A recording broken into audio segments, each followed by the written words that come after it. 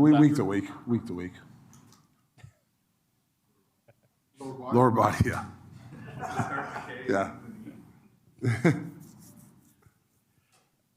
Then, I mean, you've been asked about Casey and his role in here. I mean, confidence level that he's going to be able to carry the load here. Well, I think you look at his past, and I think what he's done for us and with Pittsburgh, he's ran with the ball, and he's done it very well at times. So it's hard for him because he hasn't played a lot of games, consecutive games. It's one game next week he plays, whatever. So this practice this week for him, getting some games in is great. We have a lot of confidence in him. I like the way we're playing without the puck, which helps. But I also think that he's getting that. I know, unfortunately, obviously Denver getting hurt, but him getting in there in that circumstance, I think that's going to help him for tomorrow. I really do. Or was it always Seelovs that was going to get the call? I think it was always Seelov. I honestly kind of defer to Clarkey or to the guys down there. It's not set in stone, but he's. I remember when we called him up last year. He actually had the second, third game. You can see the improvement in Seelov. So I think it's good that he gets a taste up here. Rick, what were you looking to get out of 2 days off here for the guys? Well, some guys came in optional, so there's about 11 guys that did show up to get some touches. But I just think it's important to use this time to get some guys fresh mentally. I think last week we had a couple of days off. I think we played better since. I can see guys like Hughes and Petey and those guys, they look a lot fresher. And I thought this is a good time. I don't know if we can do it again before April to get 2 days off. So I just thought it was a good time. Carson Soucy spoke a little bit about having a hand injury, how he was able to continue skating throughout the time in his recovery. What have you thought about what he brings to this team, and specifically with his skating ability? Yeah, just the calmness, his position. When there's heat, he's got that good stick. When things get a little bit hectic out there, he'll make that one play. So, you're right. If you're going to get injured, hopefully it's upper body because he can skate, because hasn't really missed too much of a beat. Same thing with Dakota, too. He's skating hard, so hopefully he doesn't miss a beat when he comes back with his legs. It's a lot harder to come back with, knee injuries and stuff like that. Rick, your team's been really good defensively. Where specifically do you think they've made the biggest improvements or adjustments? Well, I think I've talked to you guys about this. If we make a mistake, we're not duplicating the second, third ones. There was a stretch there this month, in February, we were giving up tap-ins, we just were making too many mistakes and the same play.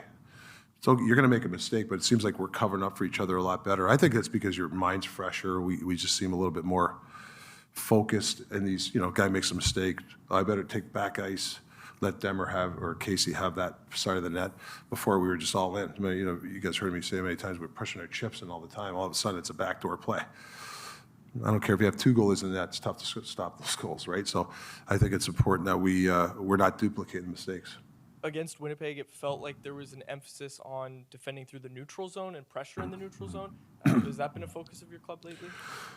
Yeah, we did a presentation 4 games ago of taking speed away. I don't think we were taking speed away there for a bunch of games, being above guys.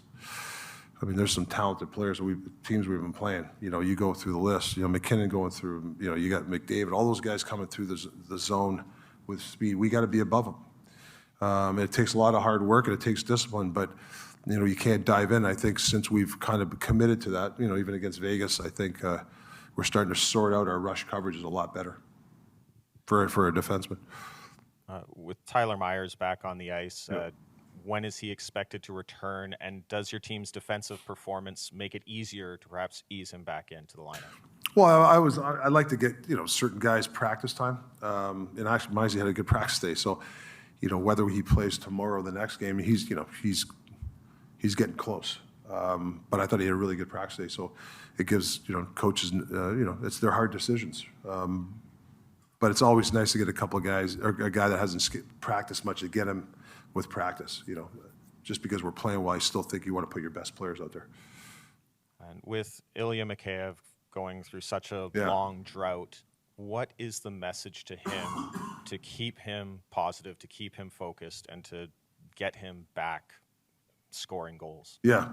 Well, I think for him, the coaching staff has to give him confidence. Like, we can't be hanging our head, you're not scoring, and preaching the negative. Okay, the negative's not scoring, but I think the last 2-3 games, I think his game's come. He's playing more inside. He's getting more shots. It's hard to play inside all the time. You're gonna, you got to keep doing it. I think that's for him is, can he stay consistently, like tomorrow against Colorado, playing with Millsy's line? Can he still go through the middle, take a beating in front to get those goals? That's the key, right? He's not getting rewarded in the sense of stats, but I think he's getting rewarded with his team play.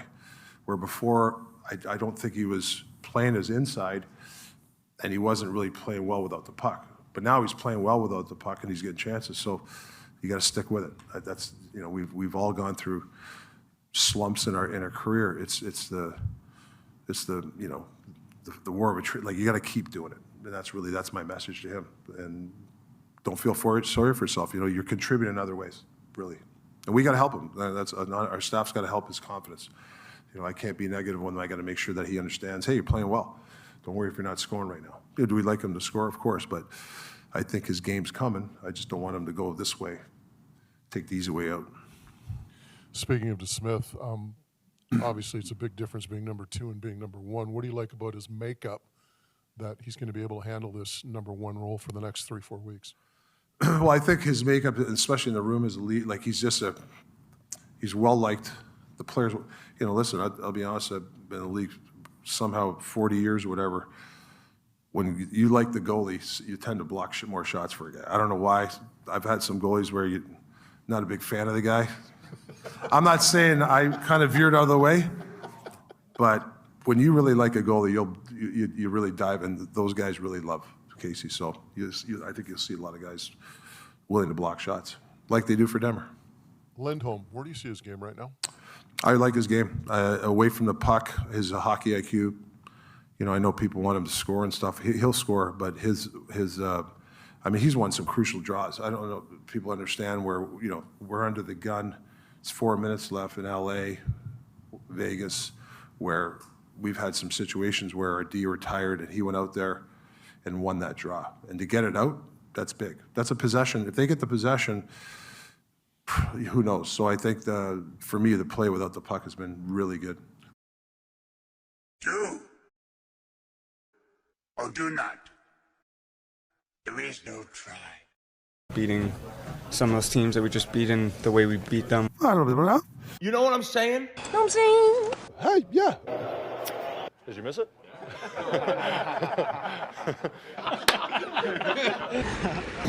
I think you have to all these.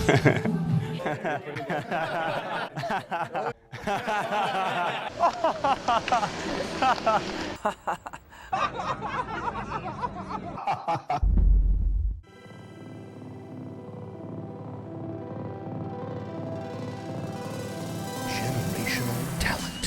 Thanks for liking the video and subscribing.